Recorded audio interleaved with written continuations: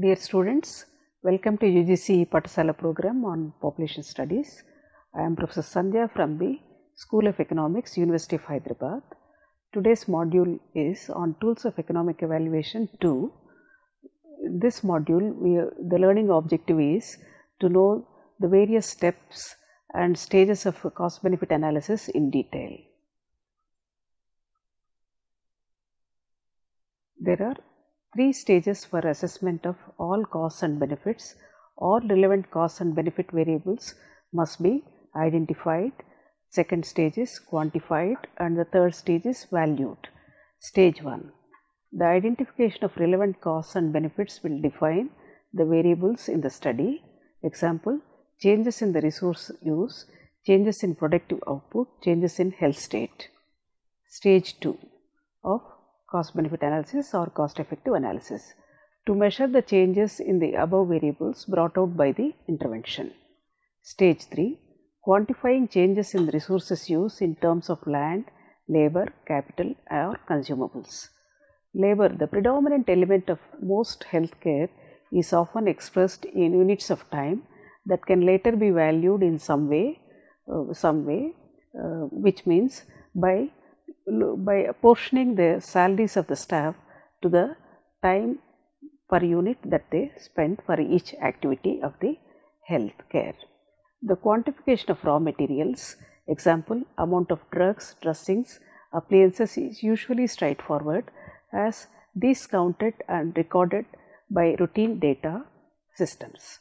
Labor and consumables are less problematic as they can normally be attributed specifically to a study intervention. Quantifying the share of specific intervention from common resources, which means shared resources, is the main problem. But there are various accountancy techniques to resolve this. For example, the shared resources are the hospital examination hall, which is used for many people, or the lab can also be used for more number of outputs. Externality costs and benefits have to be taken into account. The differential timing of costs and benefits must be considered in an evaluation. The effects of health treatments do not always occur at the same point of time. Costs may be incurred today, but the benefits may not arrive until next year, which usually takes a lag time. For example, preventive treatments, health promotions will have a benefit at a later date. Part of this future benefit might be that future costs will be avoided. For example, rupees 100 spent today may not have the same value as rupees 100 next year because of inflation, interest on savings, and not least a positive rate of time preference. This is called discounting future costs and benefits to their present day value. Purpose of CBA. Cost benefit analysis is a technique which would examine the advantages and disadvantages of alternative policy options and the efficiency and cost of individual healthcare services. To increase efficiency per output of public sector products, cost benefit analysis has been developed. It does exactly what demand and supply does in the corresponding private sector. When the markets are not perfect, CBA is used as a tool for proper allocation of resources. CBA or cost effective analysis are techniques designed to improve the decision making. CBA discovers whether the benefit of a particular project outweighs its real resource cost, which is opportunity cost. Principles of cost benefit approach. Efficiency and equity. The costs of producing any given output are minimized and the utility of individuals' preferences are maximized. Cost benefit adopts a societal perspective. Maximization of utility for society and maximization of profit could be achieved only in perfect competitive market situation. Because there is a failure of market in healthcare systems for various reasons, as explained in the first module of Tools of Economic Evaluation, government's intervention is necessary.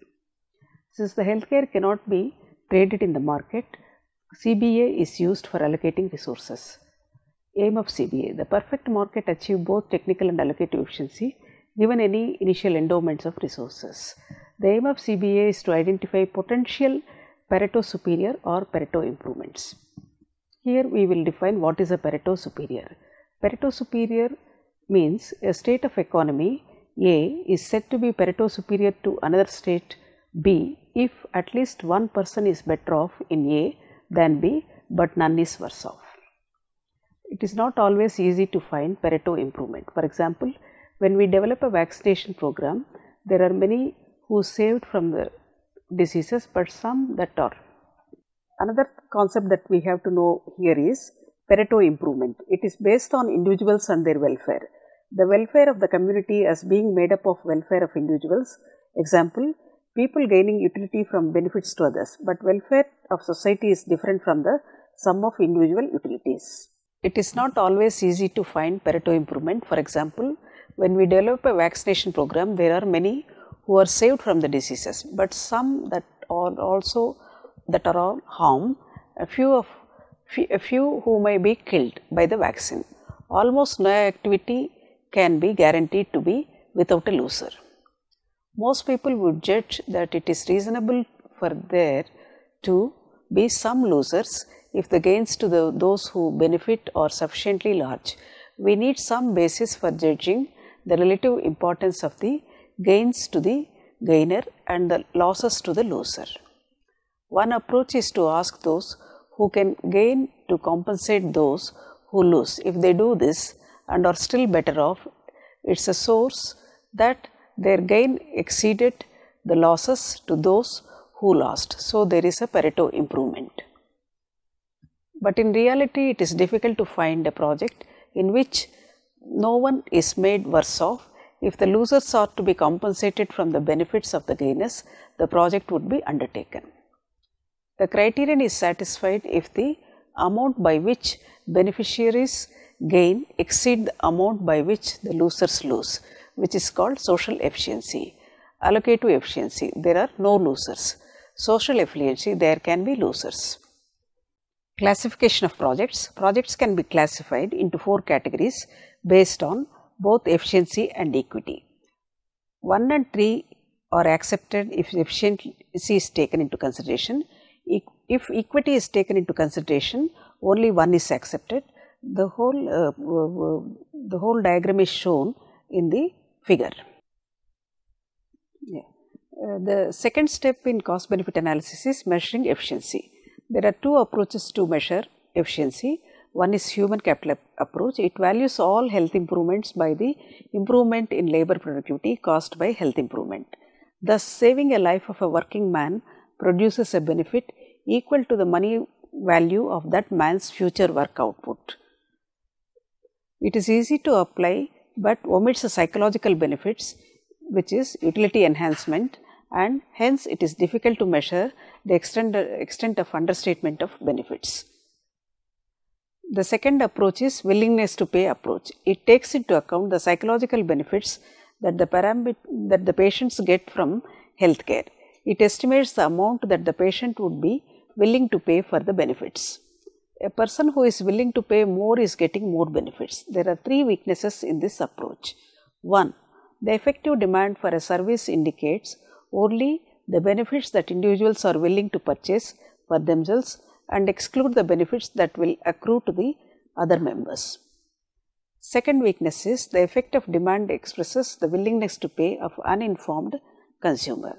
The third weakness is the effective demand for a service weights individuals by how much their willingness to pay without adjusting for the resources available to individuals. Consumer surplus. Here we should know the concept of consumer surplus. The demand curve indicates the revealed preferences and or indicators of marginal value to consumers can be extended to introduce the concept of consumer surplus. Consumer surplus is defined as a value to a consumer who is trading in the market at a given price. It is measured by the area under the demand curve. Since this sums additional value to the consumer of each unit purchased above the price or marginal cost to the consumer who is purchasing it, let the market price be at 4. Figure 1 gives you the Mrs. Brown's demand for aspirin. This, on the x-axis you will find the quantity demanded, on the y-axis you will find the price.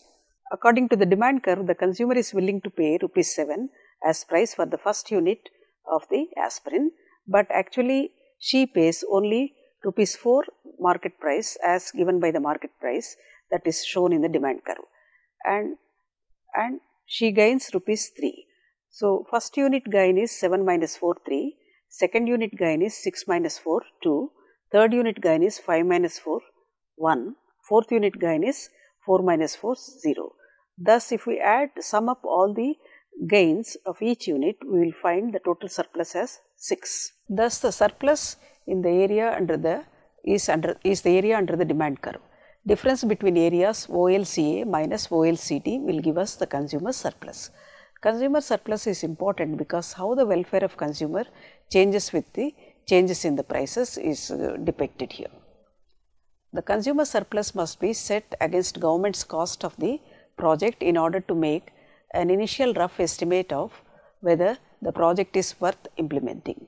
The consumer surplus must be calculated for each year during which project beneficiaries are expected to accrue and then discounted to arrive at the present value of future benefits. Consumer surplus is usually measured by another concept, what is called as compensation variation. This is the maximum a consumer is willing to pay for a benefit or the minimum a consumer would be willing to receive to accept some loss. Thus, compensation variation is measured with respect to consumers' existing utility level. We cannot measure the changes in the utility, and so we are measuring the income changes through the compensation variation. In figure, IC1 represents various combinations of income and quantity of commodity X. IC1 is not touching x-axis because consumer prefers income than for more of X. Suppose the price of X is known, then AB shows the income price frontier. The income price line touches the IC2 at R1. OS quantity of X is brought by giving up AY2 income by the consumer. This is the figure showing the Hicks approach to measuring consumer surplus.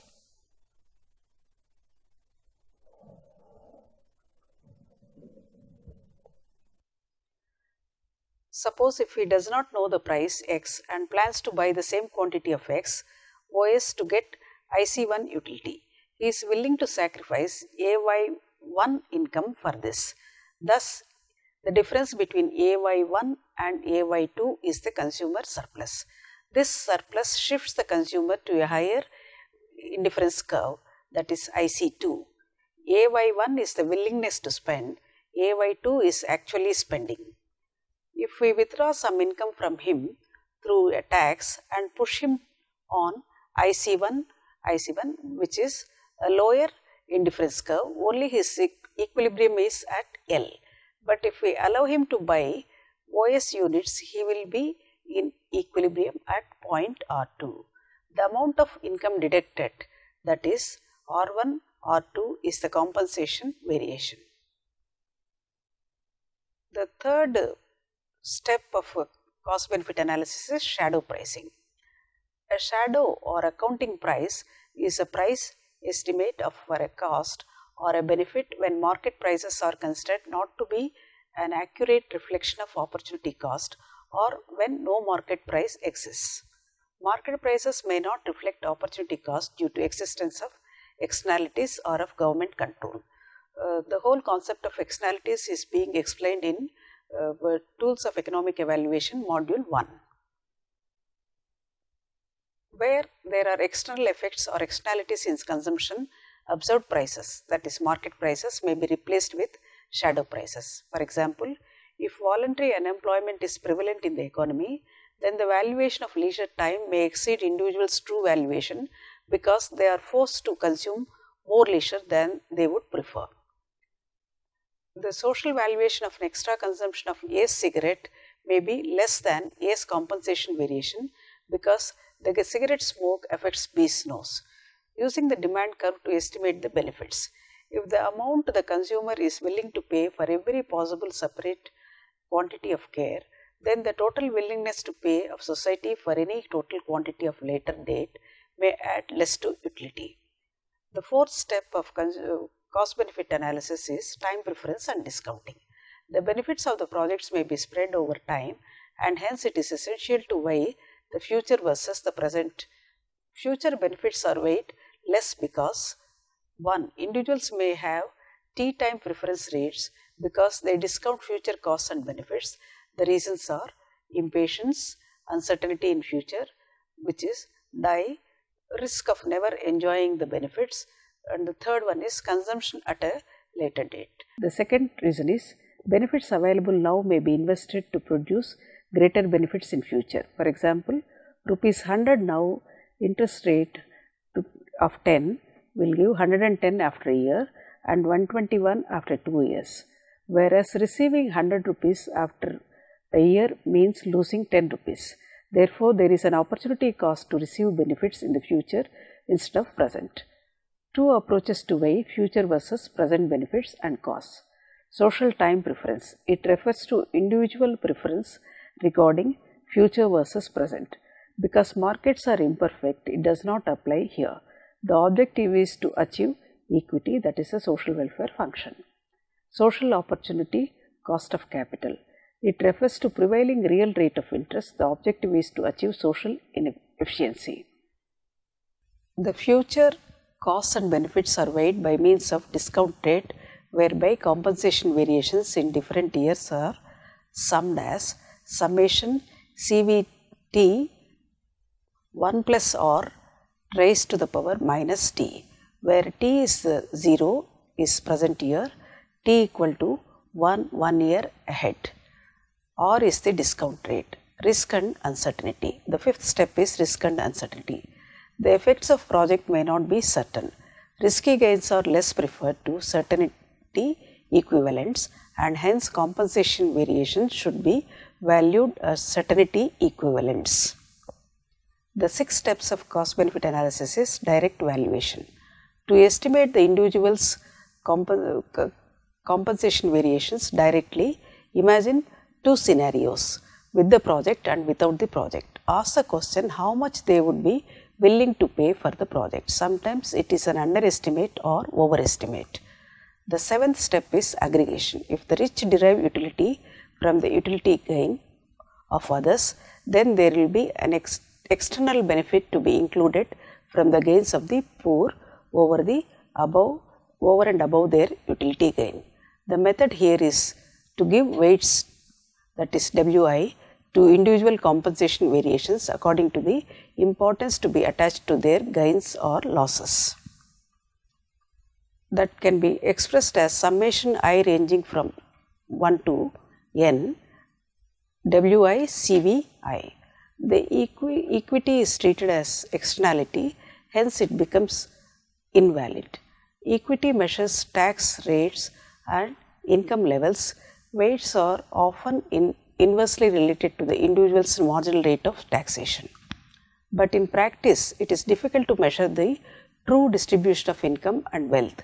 It would be much more difficult to measure the distribution of utility. Thank you.